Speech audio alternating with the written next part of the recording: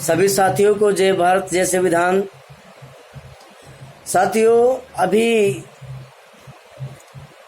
कृषि विधेयक के ऊपर चर्चा चल रही है, जिसको लोकसभा में बहुत सारे राजनीतिक दलों ने नकारा भी, लेकिन उसके बावजूद भी भारतीय जनता पार्टी ने, जो भी सत्ता में है, उन्होंने उस विधेयक को पास करने की ठान ली है।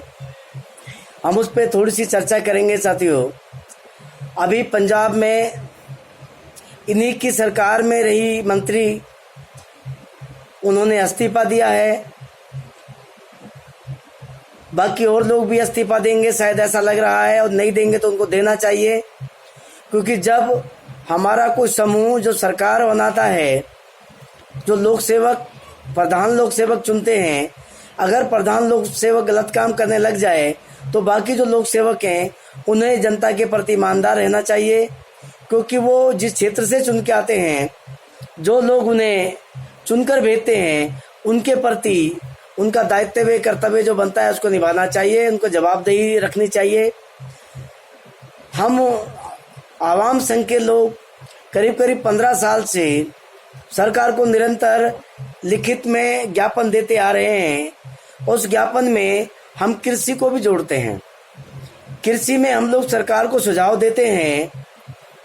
जब भी संसद का सत्र लगता है तो हम संसद को लिखित में प्रधानमंत्री जी, राष्ट्रपति जी और संसद सचिव को हम ज्ञापन देते हैं, एक लेटर देते हैं, और उस पत्रों में हम सुझाव देते हैं। वो सुझाव क्या है साथियों, कि कृषि को राष्ट्रीय उद्योग मान लिया जाए। अगर कृषि को राष्ट्रीय उद्योग मान लिया जाएगा तो उसके फायदे क्या होंगे?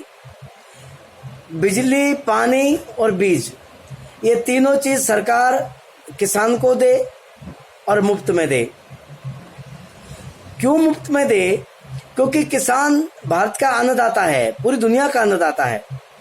तो जो अन्नदाता है, कई बार क्या नुकसान होता है कि बाढ़ आ जाती है और पूरी बाढ़ में पूरी की पूरी फसल तबाह हो जाती है, ओलावृष्टि हो जाती है, पूरी की पूरी फसल तबाह हो जाती है। और जिस किसान ने जो कर्ज लेके जो बिजली का बिल भरा, बीज खरीदा, पानी का बिल भरा, वो सारा का सारा जो उसकी जो फसल तहस नहस हो गई तो वो बर्बाद हो जाता है, एक तरह से कर्ज में चला जाता है। और रोजाना खबरें आती है कि फला जगह पे किसान ने कर्ज के कारण आत्महत्या कर ली। अगर कृषि को सरकारी उद्योग मान लिया जाए तो सरकार क्या करे? बिजली, पानी और बीज किसान को दे, और किसान का मासिक और सालाना का पैकेज बांध दे, तय कर दे कि तुम्हें कृषि पे, ये जो तुम्हारी कृषि है, जो तुम्हारा क्षेत्रफल है, इसमें तुम काम करोगे और उसके बीघा या एकड़ के हिसाब से वहाँ पे उसका पैसा तय कर दिया जाए, मासिक और सालाना। और बल्कि जो लोग और अन्य जो लोग कृषि का जो काम करते हैं, जो कृषि क्षेत्र से जो जुड़े हुए जो लोग होते हैं, परिवार, उनका भी मासिक और सालाना वेतन तय कर दिया जाए, ये पैकेज बना दिया जाए, कितना पैकेज तुम्हें दिया जाएगा।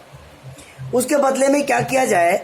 सरकार उस फसल को डायरेक्टर खुद खरीदे, डायरेक्टर, और खुद डायरेक्ट खरीद के, और जो सरकारी जो गोदाम होते हैं, जो कोल्ड स्टोर होते हैं, उनमें जमा करे।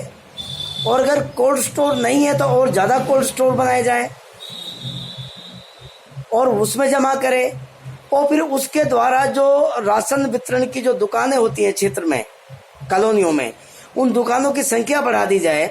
या जो दूसरी जो दुकानें कर रहे हैं, जो दूसरे लोग निजी दुकान करके बैठे हैं, उन सब लोगों को सरकारी टेंडर दे दिया जाए कि ये सामान, और एक लिस्ट बना दी जाए कि ये इस तारीख से लेके इस तारीख तक, लास्ट तक, पूरे साल ये सामान इतने रुपये किलो बिका जाएगा।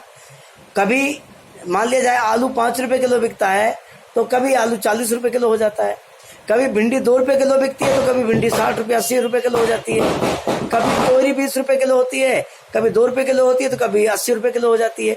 ये जो तरीका है, ये कहाँ से पैदा होता है? ये जमाखोरी से पैदा होता है। जमाखोरी कौन करता है? किसान ने कर्ज लिया, किसान ने फसल उगाई, किसान ने क्या किया? मंडी में गया लेके। सरकार क्या करना चाहती है सरकार कहना चाहती है कि किसान अपनी मर्जी से फसल जाके बेचे, कहीं पे भी आजाद है। क्या होगा, जो पूंजीपति लोग हैं वो फसल को खरीदेंगे 2 रुपए किलो, 1 रुपए किलो। किसान की मर्जी है तो बेच, वरना मत बेच। किसान के पास कोल्ड स्टोर नहीं है तो सामान सड़ जाएगा, और सामान सड़ गया तो किसान उसको मजबूरी में 2 रुपए किलो, 1 रुपए किलो भी बेचेगा, और उसी को वो पूंजीपति आके खरीदेगा मंडी में से, और उसको फिर अपने गोदाम में रखेगा, को अपने कोल्ड स्टोर में रखेगा, और फिर उसको कुछ दिन जमा करने के बाद में जब मार्केट में सामान खत्म हो जाएगा तो फिर उसी को वो 50, 60, 70, 80 रुपए किलो लाके फिर बाजार में फिर बेचेगा। तो सरकार क्या करना चाहती है, पूंजीवादियों को बढ़ावा देना चाहती है। मुझे ऐसा लग रहा है, ये वास्तविकता है, आप समझ लीजिए, आज दिन तो कल आपको समझ में आएगा। ये पूंजीवाद को बढ़ावा मिलेगा, सामंतवादी व्यवस्था फिर लागू हो जाएगी।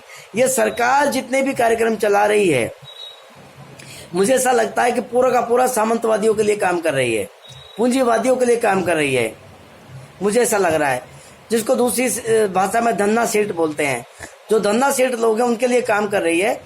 तो जबकि सरकार को तो हमने चुना है, जो भारत का जो मताधिकारी है, जो बहुसंख्यक जो किसान है, मजदूर है, उन्होंने चुना है। लेकिन सरकार काम किसके लिए कर रही है, पूंजीपतियों के लिए। इसका मतलब सरकार हमारी नहीं है, ये सरकार पूंजीपतियों की है।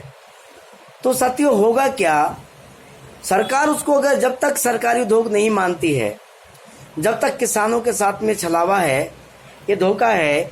इसके ऊपर और ज़्यादा विस्तार से भी मैं चर्चा कर सकता हूँ।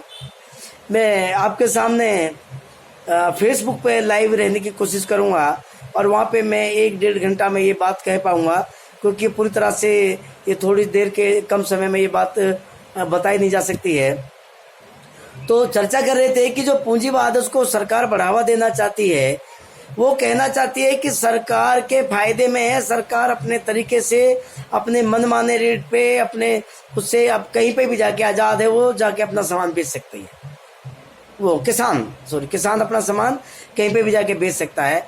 ये सरकार किसानों के साथ धोखा कर रही है, क्योंकि जब वो मंडी में सामान लेके जाएगा तो वहाँ पूंजीपति लोग बैठे होंगे खरीदने के लिए, जिनके अपने निजी गोदाम है, निजी ठेकेदार, और वो कहेंगे कि 50 रुपए किलो, 25 रुपए 50 पैसे किलो, 1 रुपए किलो, 2 रुपए किलो, 3 रुपए किलो, वो रेट लगाएंगे मंडी में। बेचना है तो बेचो, नहीं तो मत बेचो। वो क्विंटल के हिसाब से लगाते हैं। किसान अगर उसको नहीं बेचेगा तो किसान के पास तो स्टोर है ही नहीं, वो सड़ जाएगा, किसान मजबूरी में बेच के आएगा। ये सरकार मुझे लगता है गलत कर रही है। तो मैं आपके साथ में लाइव रहूँगा फेसबुक पे, और तब मैं आपसे पहले मैसेज डाल दूंगा फेसबुक पे, व्हाट्सएप पे, जो भी साथी लाइव जुड़ना चाहेंगे हमारे साथ में, तो विस्तार से इस पे चर्चा करेंगे। फिलहाल हम इस विधेयक का विरोध करते हैं, आवाम संघ इसका विरोध करता है, और साथियों हम निरंतर आंदोलन करते आ रहे हैं, और अब मुझे लगता है कि फिर से बड़े आंदोलन की जरूरत पड़ गई है।